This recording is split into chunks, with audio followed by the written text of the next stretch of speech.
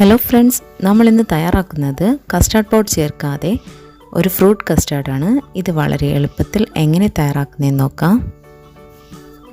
Custard mix തയ്യാറാക്കുന്നതിന് വേണ്ടി ഞാനിവിടെ ഒരു ബൗൾ എടുത്തിട്ടുണ്ട്. അതിലേക്ക് നമുക്ക് 2 ടേബിൾ സ്പൂൺ കോൺഫ്ലോർ ഇട്ട് കൊടുക്കാം. 1/2 ടീസ്പൂൺ വാനില എസൻസ് ചേർത്ത് കൊടുക്കാം.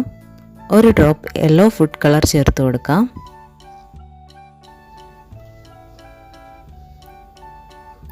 ഇതിലേക്ക് 1/4 കപ്പ് പാലൊഴിച്ച് കട്ടകളൊന്നുമില്ലാതെ നന്നായി മിക്സ് ചെയ്ത് നമുക്കൊരു സൈഡിലേക്ക് മാറ്റി വയ്ക്കാം.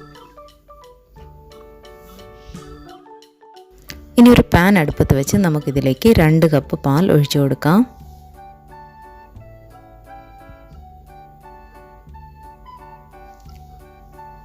പാൽ നന്നായി തിളച്ച് തുടങ്ങുമ്പോൾ നമുക്കിതിലേക്ക് 1/4 കപ്പ് പഞ്ചസാര ചേർത്ത് കൊടുക്കാം.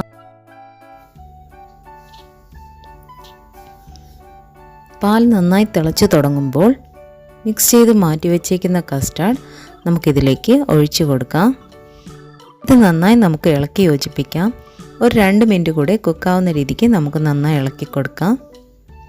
ഇത് നന്നായി കുക്കായി കഴിയുമ്പോൾ നമുക്ക് ഇത് തണുക്കാനായി ഒരു സൈഡിലേക്ക് മാറ്റി വയ്ക്കാം. ഇനി ഒരു ബൗൾ എടുത്ത് അതിലേക്ക് ഒരു ആപ്പിൾ ചെറുതായി മുറിച്ചത് ചേർത്ത് കൊടുക്കാം. ഒരു കഷ്ണം പപ്പായ ചെറുതായി മുറിച്ചത് ഇതിലേക്ക് ചേർത്ത് കൊടുക്കാം. ഒരു പഴം ചെറുതായി മുറിച്ചത് ഇതിലേക്ക് ചേർത്ത് കൊടുക്കാം.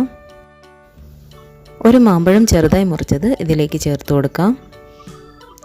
2 ടേബിൾ സ്പൂൺ തേൻ കൂടെ ചേർത്ത് ഇത് നമുക്ക് നന്നായി ഇളക്കി യോജിപ്പിക്കാം.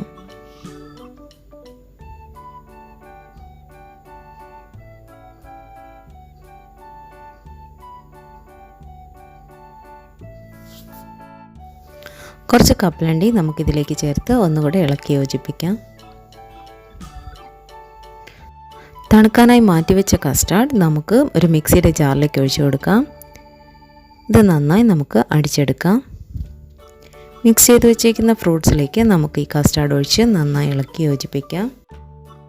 അങ്ങനെ കസ്റ്റാർഡ് പൗഡർ ചേർക്കാത്ത ഫ്രൂട്ട് കസ്റ്റാർഡ് റെഡി ആയിട്ടുണ്ട്. നമുക്കിതൊരു ഗ്ലാസ്സിലേക്ക് മാറ്റാം. കസ്റ്റാർഡ് പൗഡർ ചേർത്ത ഫ്രൂട്ട് കസ്റ്റാർഡിനേക്കാളും സൂപ്പർ ടേസ്റ്റാണ്. എല്ലാവരും ട്രൈ ചെയ്ത് നോക്കുക. തീർച്ചയായും എല്ലാവർക്കും ഇഷ്ടപ്പെടും. ഇതിനെക്കുറിച്ചുള്ള അഭിപ്രായങ്ങൾ കമൻറ്റ് ബോക്സിലിടുക. ആദ്യമായിട്ടാണ് എൻ്റെ ചാനൽ കാണുന്നതെങ്കിൽ പ്ലീസ് ഒന്ന് സബ്സ്ക്രൈബ് ചെയ്യുക. Thank you.